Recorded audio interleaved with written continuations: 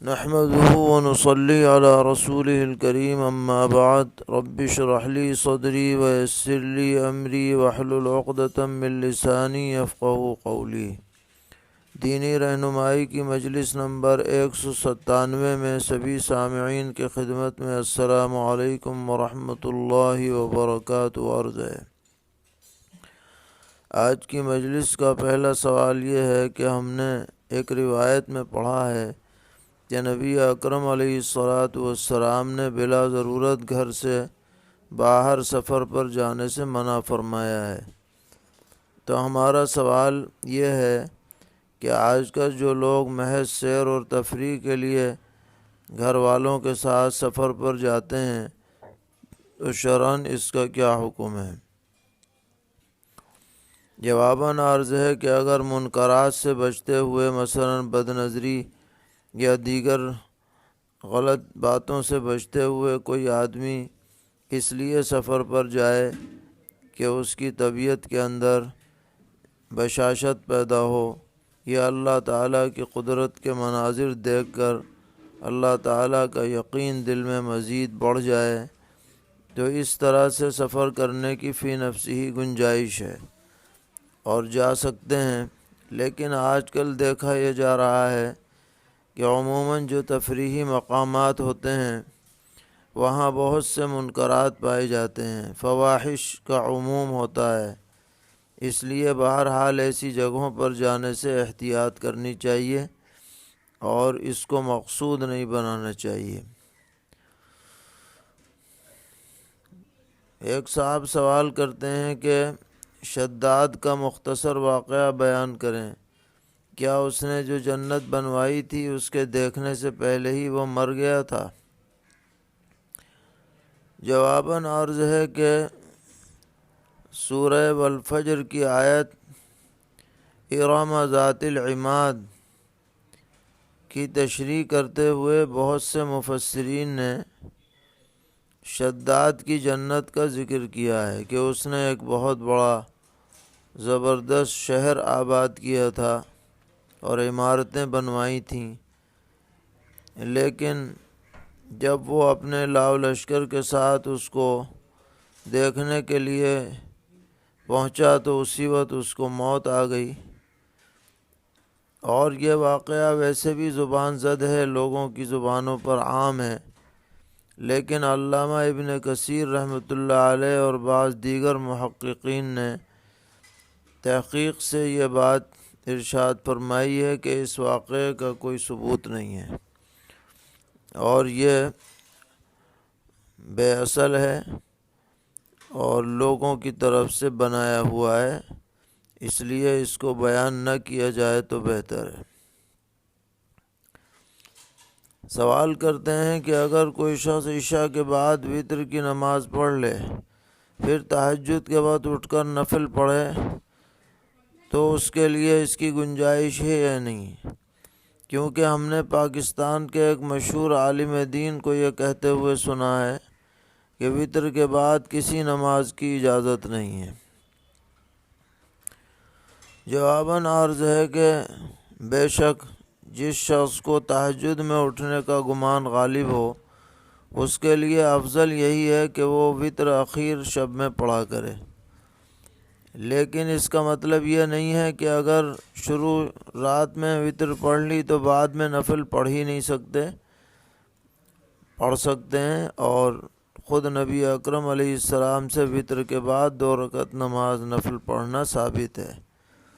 اور جن پاکستانی صاحب عالم دین کا آپ نے ذکر فرمایا یہ ان کی انفرادی رائے ہے، دیگر محققین علماء اس بارے میں ان کے مؤید نہیں ہیں۔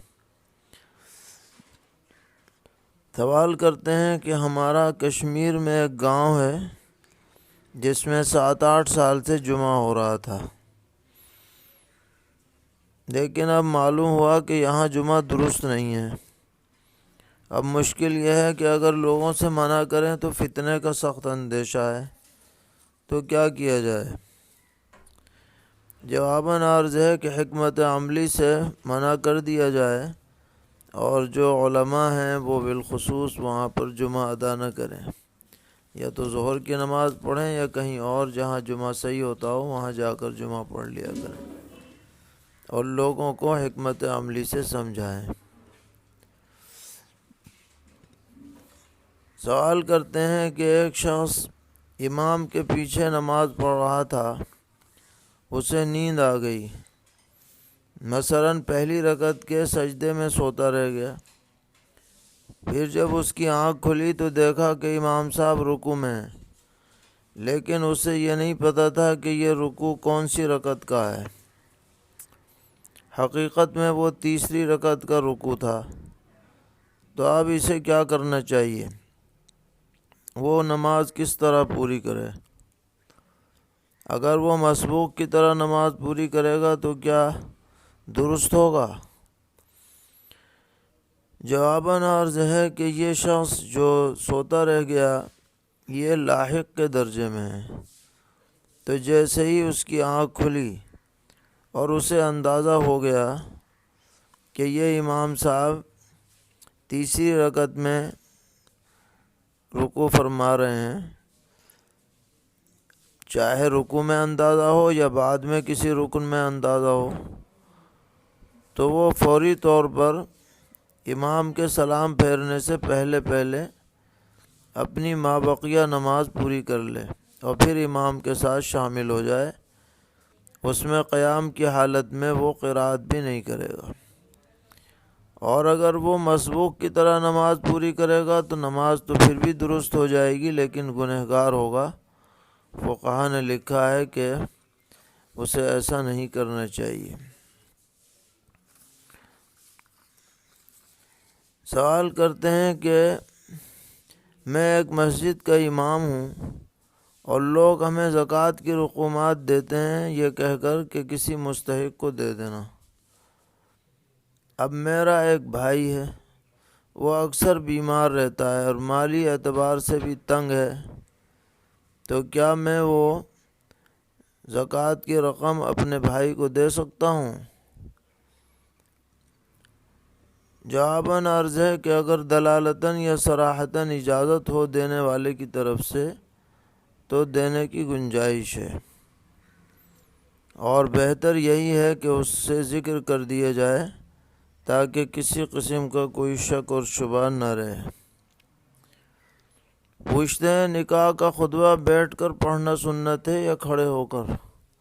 شریعت کی روشنی میں وضاحت فرمائیں۔ جواباً عرض ہے کہ اس بارے میں فقہی عبارات میں کوئی صراحت تو نہیں ہے۔ ہمارے اکابر کا زیادہ تر معمول بیٹھ کر خطبہ نکاح پڑھنے کا ہے، اور اگر کوئی کھڑے ہو کر بھی پڑھ دے تو بھی کوئی حرج نہیں، اس لیے اس کو زیادہ موضوع بحث نہیں بنانا چاہیے، سب اختیار ہے۔ سوال کرتے ہیں کہ ایک شخص نے نماز میں وما ادراک لیلیۃ القدر خیر من الف شہر یہ پڑھ دیا، تو نماز اس کی درست ہوئی یا نہیں؟ جواباً عرض ہے کہ ہاں نماز اس کی درست ہو جائے گی، تھوڑا سا الفاظ میں فرق ہو گیا ہے لیکن معنی بن سکتے ہیں۔ سوال کرتے ہیں کہ ہمارے نانا کا انتقال ہو گیا، ان کی 5 بیٹیاں ہیں اور ہماری والدہ ان میں سب سے بڑی ہیں، اور ایک خالہ کا بھی انتقال ہو گیا ہے، ان کے ایک بیٹا اور ایک بیٹی ہے، تو کیا ان بیٹے بیٹی کو نانا کے ترکے میں سے کچھ حصہ ملے گا؟ کچھ لوگ یہ کہہ رہے ہیں کہ نانا کے ترکے میں صرف اسی خالہ کو ملے گا جس نے نانا کی خدمت کی ہے، اور جس نے خدمت نہیں کی ہے اس کو کچھ نہیں ملے گا۔ تو آپ بتائیے کہ کس طرح سے نانا کے ترکے کی تقسیم ہوگی؟ جواباً عرض ہے کہ نانا کے انتقال کے وقت ان کی جو بیٹیاں زندہ ہوں ان کو ان کا حصہ ملے گا، اگر بیٹیوں کے ساتھ کوئی اور عصبہ موجود ہے تو بیٹیوں کو 2 ثلث ملے گا کل میں سے، اور جو 1 ثلث بچے گا وہ نانا کے عصبات کو ملے گا، یعنی ددیالی رشتہ داروں کو۔